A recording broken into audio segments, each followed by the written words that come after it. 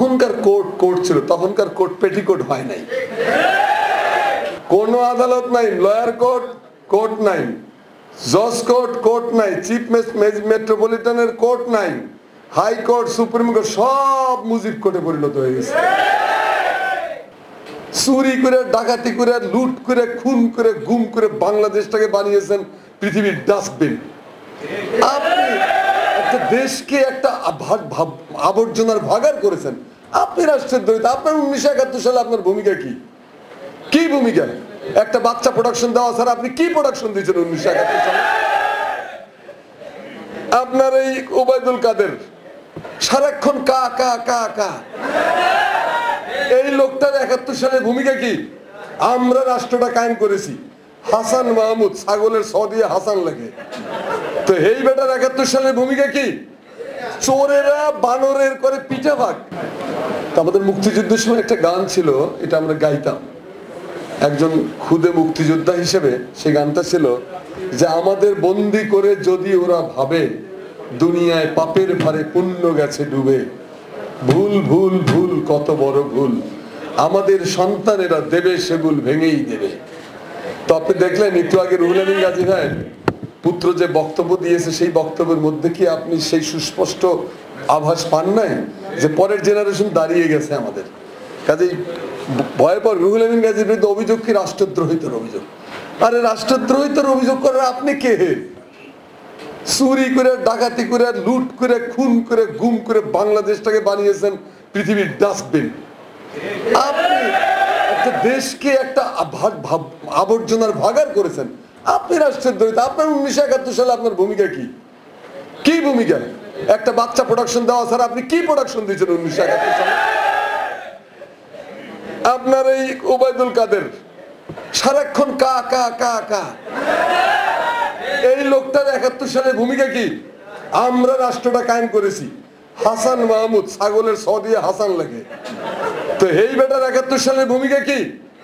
চোরেরা বানরের করে পিঠা ভাগ, আর সেটা বসে বসে আমাদের দেখতে হয় গ্যালারিতে দাঁড়িয়ে দাঁড়িয়ে। যাই হোক, আমার বিরুদ্ধে রাষ্ট্রদ্রোহিতার মামলা হয়েছিল 96 2001 সময়। কি রাষ্ট্রদ্রোহিতার মামলা? আমরা প্রধানমন্ত্রী শেখ হাসিনাকে হত্যা করার উদ্যোগ নিয়েছিলেন। 1 নম্বর আসামি ছিলেন সেই সময়কার বিএনপির নেতা সাবেক president doctor AQM Badruddoza Chowdhury. 2 নম্বর আসামি ছিলেন মির্জা আব্বাস। 3 নম্বর আসামি ছিলেন আনোয়ার জাহিদ। 4 নম্বর আসামি ছিলেন বাহাউদ্দিন, আমাদের ইনকিলাবের সম্পাদক। 5 নম্বর আসামি ছিলাম আমি। আমরা হাসিনাকে হত্যা করার জন্য $25,000 মিলিয়ন ঘোষণা করছি। বাপের জন্মে এত টাকা দেখলে হাসিনারে খুন করবো কে লেগে? ওই টাকা কাউকে দিয়ে আমরা নিজেরা কিছু টাকা দিয়ে বলে তুই খুন করিস, আমরা ভাগলাম। আমরা এই কাজ করতে দেবো? কোর্ট, আমি স্যালুট করি সেই সময়কার আদালতকে।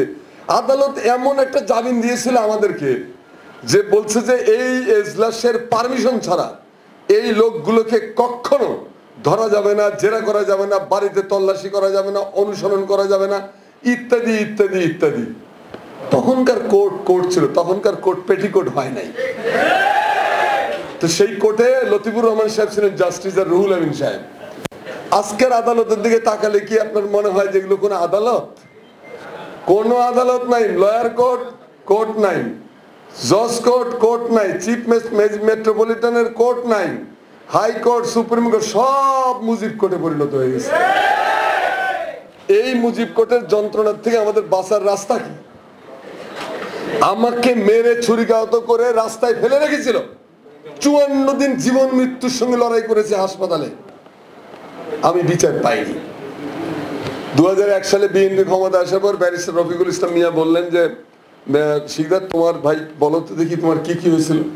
আমি বললাম যে সেই সময়কার পুলিশ আমার বাড়ি পাহারা দিছে, আমারে পাহারা দিছে, কিন্তু কোর্টে তদন্ত করে রেখেছে। এখন এতদিন হয়ে গেছে, 96 সালের 25শে সেপ্টেম্বর। এখন কাকে বলবো, কার কথা বলবো? মুনতাসির মামুনের নাম দিয়ে দাও। আমি এই শালার বেটা দিতে পারলে তো খুশি হইতাম। শাহরিয়ার কবিরের নাম দিয়ে দাও। আমি বললাম না থাক, ব্যক্তিগত মানে ক্রোধ এবং ক্ষোভ থেকে হয়তো সে অপরাধী না। মুনতাসির মামুন আর্টিকেল লিখেছিলেন যে যেখানে আব্দুল শিকদারকে পাইবেন সেইখানে আপ্যায়ন করবেন। তা আমি দিতেই পারতাম, কিন্তু আমি তো ওদের মতো অমানুষ নই। আমার গুরু সৈয়দ আলী হাসান বলে যে শিকদার, এই সমস্ত জন্তু জানোয়ার গুলোকে যত ক্ষমা করবা তত রাত্রে ভালো ঘুমাতে পারবা।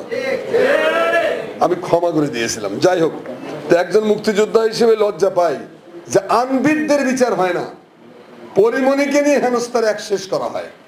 কারণ পরিমণি তো মেল নারী, নারীর তো দুর্বল, নারীকে শায়েস্তা করা খুব সহজ, কারণ নারীর প্রতিরোধ ক্ষমতা তুলনামূলকভাবে আমাদের চাইতে কম। কিন্তু আনবিরদের কাছে টাকা আছে, সম্পদ আছে। আমাদের মিডিয়ার সিংহভাগ আনবিরের পাট চাটে সকাল বিকাল দিনে 3 বার।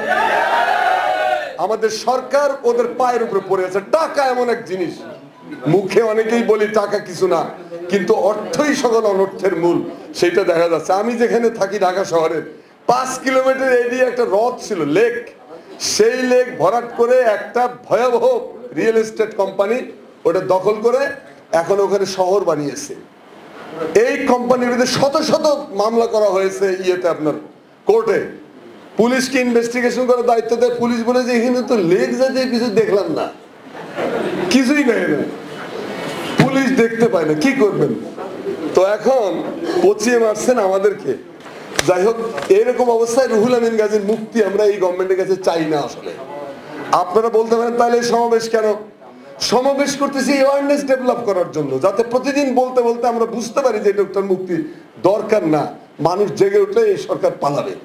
জনগণ সাথে না থাকলে, আপনারা বলেন, জনগণ সাথে না থাকলে বাতিস্তাকে যখন কিউবার থেকে বিতরণ করে ফিদেল ক্যাস্ট্রো এবং চে গুয়েভারারা, জনগণের তো আমেরিকার নাকের উপরে বসে সেই কি জন্য ফিদেল ক্যাস্ট্রো এত বড় বিপ্লব করতে পেরেছিল? People support. মাও সেতুং এর কয়েকটা সৈন্যবাহিনীর লং মার্চ, তার লাল ফোর্সের সামনে 10 লক্ষ সৈন্যবাহিনী চিয়াংকাই শেখ সাতরাইয়া সমুদ্র পার হয়ে তাইওয়ানে যে বাড়ি বানাইছিল ভয়ের চোটে, কারণ পিপল তার সঙ্গে ছিল না, মাও সেতুং এর সঙ্গে ছিল। ইরানের শাহ হেন কোনো কাণ্ড করেনি আয়াতুল্লাহ খোমেনির বিরুদ্ধে, কিন্তু ট্যাঙ্কের সামনে, কামানের সামনে ইরানের লোকেরা গোলাপ ফুল আর নার্গিস নিয়ে আসছে যে আমাদেরকে মারো।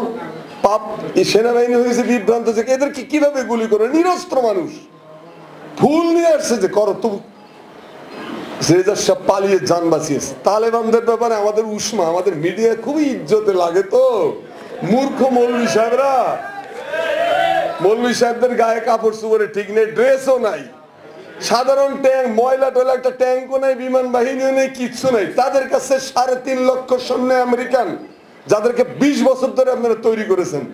আপনার দালাল, রাজাকার, আল বদর, আল শামস, এগুলোতে আফগানিস্তান ভরছেন, কোনোটাই কোনো কাজে লাগেনি। কেন কাজে লাগে নাই? পাবলিক হলো তালেবানদের পিছনে। আপনি যতই এখন তালেবানদের গাল পারেন। তো আমরা এরকম কোন ভয়াবহ পরিণতির দিকে এই গভর্নমেন্ট যাক, আমরা যাই, দেশটা যাক, সেটা আমরা চাই না। কিন্তু আমরা বলি যে সময় গেলে সাধন হবে না। মাননীয় প্রধানমন্ত্রী লালন ফকিরের গান শোনেন রেগুলার, সময় গেলে সাধন হবে না, সময় আছে, এখনো ভালো হন। রুহুল আমিন গাজীর মুক্তি দেন। মিডিয়ার 12টা বাজিয়েছেন, মিডিয়াকে দিয়ে জুতা সাফ করিয়েছেন, পা চাটিয়েছেন, গু খাইয়েছেন, মুখ খাইয়েছেন, মিডিয়ার 12টা বাজিয়ে দিয়েছেন। এখনো যে কটা লোক সম্মানের সঙ্গে মিডিয়ার নিয়ে কাজ করে, কথা বলে, তাদেরই একজন হলেন আমাদের রুহুল আমিন গাজী। সেই সম্মানিত লোকটাকে সম্মানের সঙ্গে ছেড়ে দেন, তাতে আপনারও ভালো, আমারও ভালো, দেশেরও ভালো, সকলের ভালো।